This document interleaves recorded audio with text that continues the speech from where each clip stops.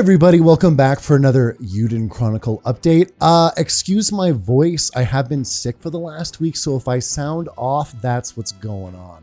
So last month, the update was a bit lighter than usual, so I really have no idea what to expect for the November update, but let's get into it.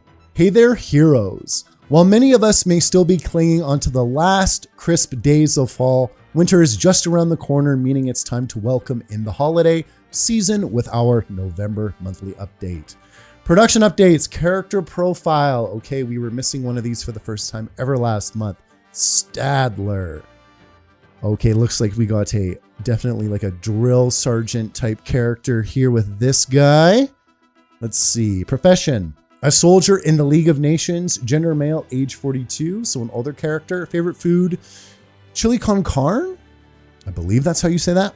A gruff but principled soldier who tells his men he's craven, a coward who can't bear the thought of them dying. That's the reason he pushes them as hard as he possibly can.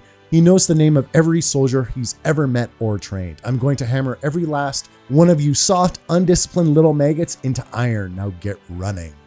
Yeah, so he's definitely the type that's going to be giving some tough love to the recruits. And once again, very much keeping in line with them giving us kind of the supporting cast. We're not getting too many combatants yet in these character updates, or at least I'm very much assuming he's not a combatant based off of his profile. Kawano's comment. Now this is just between us, in brackets. Okay, not really, but until Murayama is completely and utterly satisfied, the names of characters and so on are often changed any number of times. For characters, it's no big deal if the names are changed before the illustrations are prepared, but if there are lots of characters and the art is already created, like this time, changing the names has everyone asking, who's this guy again? It's been pretty rough for the staff, but if the names just don't feel right, change is unavoidable. That's fair. So while Stadler had a different name for a while there, with his grand unveiling, Stadler is almost certainly set in stone. I'll do my best to remember his name from here on out. Monster Showcase, Scorpion Assassin. Yeah, what the shit?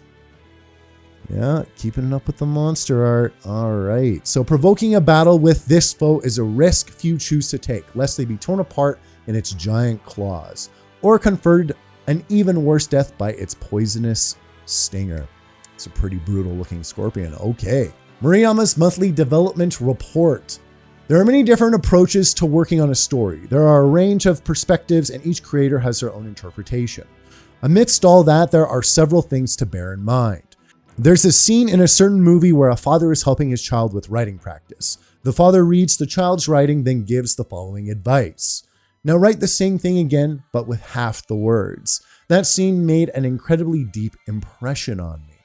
Of course, there are elements unique to the gaming medium, but I always strive to make my writing as concise as possible.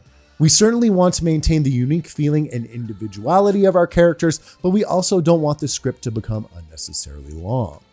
And that's something to be said for RPGs nowadays. Usually it's not a result of script work like The Legend of Heroes, for example, insanely long scripts. But a lot of other RPGs, they're just really long gameplay experiences. Nowadays, it's not unusual to have 70 to 100 hours, which once again can be fine, but there is something to be said for really concise RPGs like the old Suikoden games or even some of the older Final Fantasy titles. They're 40-hour adventures, and that's usually more than enough. And I just finished playing Mass Effect Legendary Edition, and that's very much the same thing. First game's maybe 30 hours, and the next two games with all of the DLC added are maybe 60. And that's usually more than long enough in a lot of instances, but it's a case-by-case basis, but I totally get where he's coming from.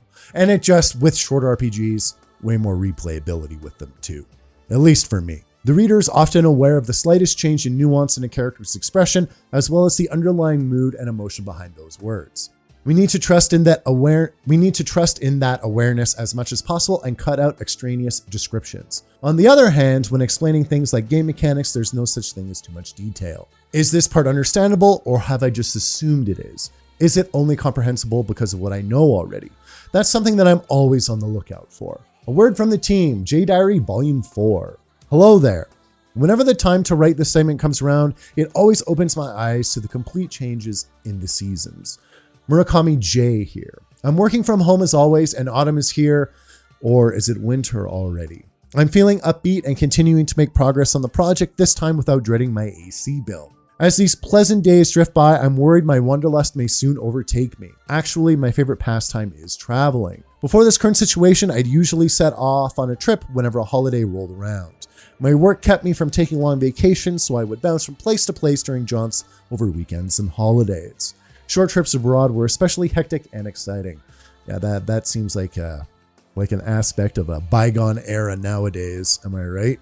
In recent years, while the breathtaking natural beauty of Canada, shout out to the home country there, and the United States has made quite an impression on me, I've also grown fond of exploring towns in Europe and Asia. Thailand has become something of a second home for me. Those experiences have been incredibly helpful in developing the background designs for Eiyuden, but I've lost a lot of my inspiration over these last 2 years. I need to get back over those oceans. Preaching to the choir, my man. Even with the travel bans lifting, it still doesn't seem like I'll be heading off anytime soon. Yeah, 2023 maybe, right? The ever positive Kumoda D can't even manage an encouraging thumbs up. LOL. Anyhow, once we finish Eiyuden, I hope to travel all the countries of our fans and supporters. So please recommend your favorite sightseeing spots. You can tweet me. Until then, I'll have Google Earth help me figure out the details of my growing travel plans. So as far as the project is concerned, I feel like I always end up talking about the difficulties of developing the game, so I want to change things up this time. I like to talk about our particular fixations when it comes to the game's art. There are so many things we're picky about concerning Eiyuden's graphics, but the one I want to focus on today is the importance placed on height differences between characters. Oh, all right. Allow me to explain. When I say characters, I don't mean Kawano's illustrations, but rather the pixel art sprites, and that is exactly what I assumed you were talking about. Typically when characters are drawn for pixel art RPGs. I feel like one size is often chosen as a basis for mass producing every character. It's a fair assumption. There are many reasons for this, such as maintaining visual uniformity, optimizing the game, and working under technical constraints. In Eiyuden, beyond wanting to properly reflect the established height differences between characters, we also want to add the extra touch of realism through sensory height. Sensory height means experiencing the same feeling a person of a certain height would have in the real world. Interesting. For example, if a 100 centimeter tall person looks at someone who's 180 centimeters, the first person would think, well, that guy's tall, right? That's the feeling we're going for. A difference of 10 centimeters doesn't feel that big when looking at a ruler, but it feels very different when considering people's heights. On a side note, I'm actually really short, so when I run into Murayama and Iga, I'm always like, what? They're giants? Gah, I'm so jealous. So why are we applying this idea to sensory height to the characters? Because when all the characters are miniaturized following a strict scale, it's often difficult to feel the size difference that those numbers are expressing. Look at the following image. The characters on the left have realistic proportions, while the right is an example of those proportions after miniaturization. Let's imagine that this character was 100 centimeters tall. Under that assumption, a measure of 10 centimeters taken for each character would change, as shown by the section in red. When you add in different hairstyles and other unique characteristics, a difference of 10 centimeters between miniaturized characters doesn't look that big at all on a game screen. Also, the fact that the field is 3D means that the perspective will change according to the position of the objects on screen, and that size difference is felt even less. Which leads us to the characters in Eiyuden. After the finicky process of adjusting, comparing, and revising the scale, we created pixel art that conveys those height differences. Height is one of the defined traits of a character after all. Oh, looks like we got pixel art coming up here. This is something we wanted to implement for a while. Although it can be tough, I hope it can continue through on these special details, which is why. And I think they were saying they were going to put more Sharkmen into the game too, if anything, just because of how popular Eupharius has been. All right, let's keep going. When making Eiyuden's pixel art, even after deciding on one facet of drawing a character, there are so many other challenges to take into account. I introduced one example of this today, but if you have any requests, I'd love to discuss them in the next entry to wrap things up. Writing this column got me thinking about what Eiyuden's art would look like if it were scaled down like old school pixel art. Even though it's my day off, I couldn't stop thinking about it, so I whipped something up to test it out. This is Noah in that old original PlayStation style. See, that looks fucking awesome. That is straight up Suikoden 2 looking shit right there. And obviously this is nostalgia talking, but if the game looked like that, I'd be all on board for it. I made it as kind of a homage to Murayama's hit work. Okay, there you go. Thinking back on that era's pixel art, the number of colors was limited and strong color contrast was required to counteract blurring on CRT displays. All characters were scaled to the exact same size. So what do you think? I hope it resonates with older players at least. Yeah, I'm an older player. God damn it. Until next time, Murakami J. Yeah, love that old school pixel art, baby. And then we obviously got, the bit of the height differences. And that's something that I didn't even really think about. Honestly, when it comes to Eiyuden's pixel art, I just kind of figured everyone would probably be roughly the same size.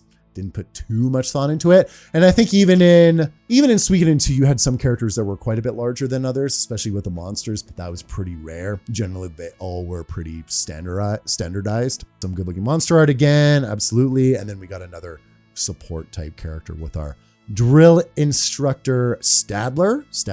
And that's pretty much it for the update, everybody. I'm gonna go and record another video here because I need to do an update for the channel to let you guys know what's going on with me and all that. And I will see you next month, hopefully. I'll post why hopefully in a little bit for another Eiyuden Chronicle update. I'll see you later, guys.